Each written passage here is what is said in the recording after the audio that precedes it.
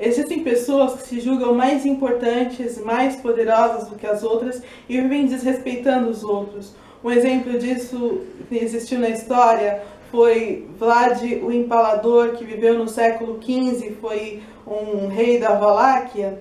Ele ganhou dois apelidos. O primeiro foi Dracul, que significa diabo, porque ele pertencia à ordem dos cavaleiros Dracul, que defendia a região das invasões dos muçulmanos, dos turcos, e Tepes, porque ele empalava as pessoas vivas. Ele foi muito cruel e ele foi vencido por Matias o Corvino, rei da Hungria, que invadiu os territórios dele, e nessa ocasião a esposa que ele tanto amava se jogou da torre de uma das torres do castelo para o rio Regis e se suicidou durante a invasão do Matias o Corvino.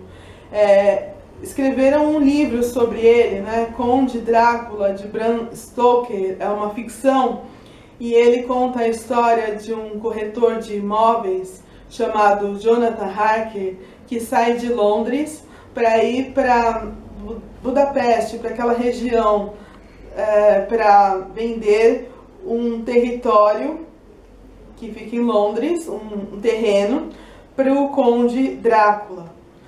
Quando ele chega no castelo, ele é recebido por um homem vestido de preto, da cabeça aos pés, todo pálido, com as mãos compridas, e esse homem diz para ele: entre, fique são e salvo, entre, fique à vontade, saia são e salvo, e deixe um pouco da felicidade que traz. Ele estranha essas palavras, e quando ele está no castelo, ele é bem recebido. O conde nunca se alimenta na frente dele, e ele tem um banquete na frente dele, então ele fica feliz. Eles conversam amigavelmente, o conde tem uma biblioteca, e ele então percebe que tem alguma coisa errada, ele está há muito tempo no castelo. Ele então resolve fazer a barba. Ele descobre que não tem um espelho no castelo. Então ele pega o espelho que tem na bolsa dele, um espelhinho pequeno, e faz a barba olhando para o espelho. Acontece que o conde chega perto dele, pega o espelho da mão dele, joga pela janela do castelo e diz: para fora com esse objeto da vaidade humana. Ele estranha, e o conde parece que vai fazer algum mal para ele, agarrá-lo pelos pescoços, mas quando ele olha e vê um crucifixo no pescoço dele, ele se afasta. O Jonathan fica estranha isso, e ele não consegue entender.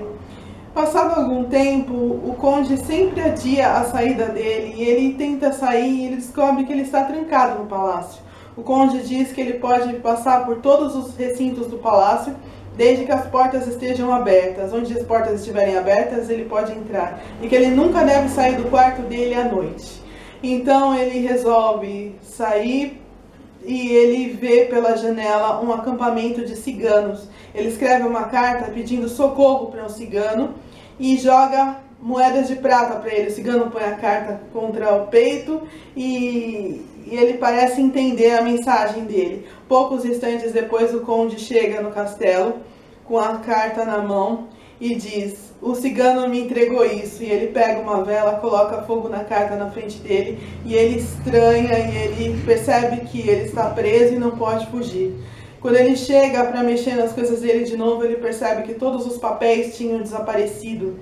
Então ele resolve desobedecer uma ordem do conde, sair à noite. Quando ele sai à noite do quarto dele, ele encontra 3 mulheres, e elas estão com um saco na mão. Parece que tem uma mulher do lado de fora, e a mulher do lado de fora parece que está dizendo: meu filho, devolvam o meu filho, em uma língua estranha.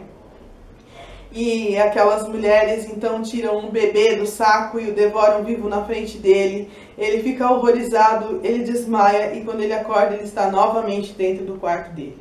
Então, de dia, ele sai à procura do conde, que tem uma chave no pescoço, e ele pega e encontra o conde deitado em um caixote de madeira, e pega uma pá e bate na testa dele, e não acontece nada.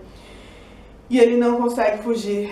Então, no outro dia, ele tem uma ideia brilhante: escalar as paredes do castelo. Então ele consegue fugir e voltar para Londres. Em Londres, ele se casa com a noiva dele, chamada Mina. E E aquilo fica, ele fica se tratando com o psiquiatra porque aquilo fica na cabeça dele e depois de algum tempo a melhor amiga da noiva dele, Mina, a Lucy, ela fica sonâmbula. A Mina a encontra em uma praça do lado de um homem totalmente vestido de preto. Ele sai e ela leva de volta para casa à noite. Um doutor chamado Dr. Seward a trata e ele chama um amigo chamado Van Helsing para tratá-la. Pouco tempo depois, eles percebem que um navio desgovernado chegou com caixotes de madeira e apenas um tripulante, que é o piloto, em forma de esqueleto, com os braços amarrados com um rosário no timão, no leme do navio. E com uma garrafa no bolso, ela tem o diário de bordo que diz que um estranho apareceu no navio e matou os tripulantes um por um. Isso é estranho. E lá só tem caixotes de madeira.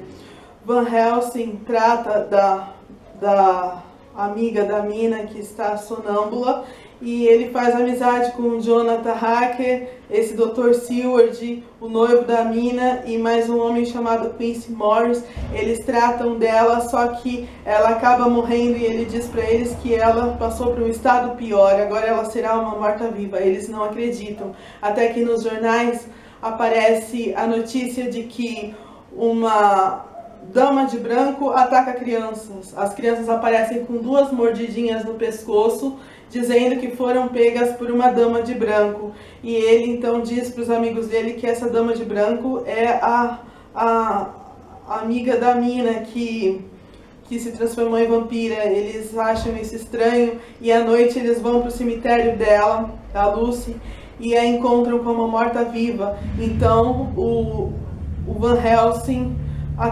coloca uma estaca no coração dela, corta a cabeça dela e enche com dentes de alho e diz que essa é a única forma de acabar com os vampiros.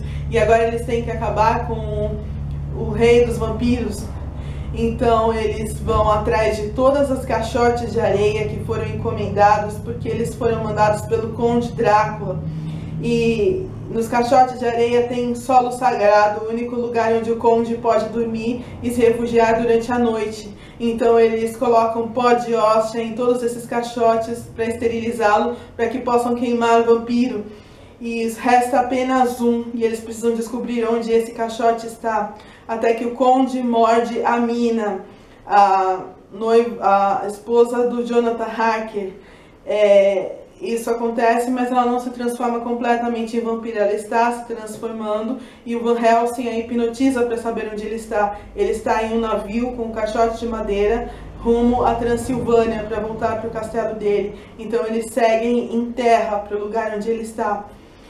Quando eles chegam lá, fica mais difícil hipnotizar a Mina para saber onde ele está.